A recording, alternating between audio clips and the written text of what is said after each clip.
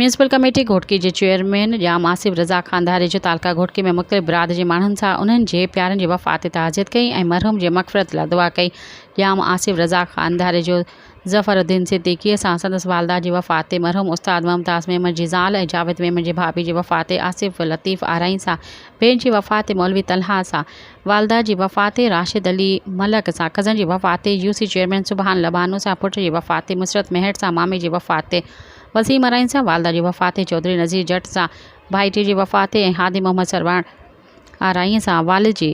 वफ़ात ते इज़हार ताज़ियत कयो। इन मौक़े ते चेयरमैन म्यूनसिपल कमेटी जाम आसिफ रज़ा खानदारे जी चयो त हिन ग़म जी हिन घड़ीअ में सभिनी ॾुखियनि ख़ानदाननि सां गॾु बीठल आहिनि। अल्लाह पाक सभिनी मरहूमनि खे जन्नतुल फिरदौस में आला मक़ाम अता फ़रमाए। इन मौक़े ते पाकिस्तान पीपल्स पार्टी जा अॻवान काउंसिलर सिकंदर अली लाखो, अख्तर ख़ान सिंघड़, चौधरी आसिफ आरई, सैयद माजिद अली शाह, सैयद रिज़वान अली शाह, सरदार बगन ख़ान कलाती, रईस रफ़ीक मचाचड़, रज़ा मोहम्मद मुग़ल ऐं ॿिया पार्टी उहिदेदार ऐं कारकुन पिणु साणुसि गॾु हुआ। सब्सक्राइब कयो अवामी न्यूज़ HD खे ऐं ताज़ा तरीन ख़बरुनि लाइ ॾिसंदा रहो अवामी न्यूज़ HD।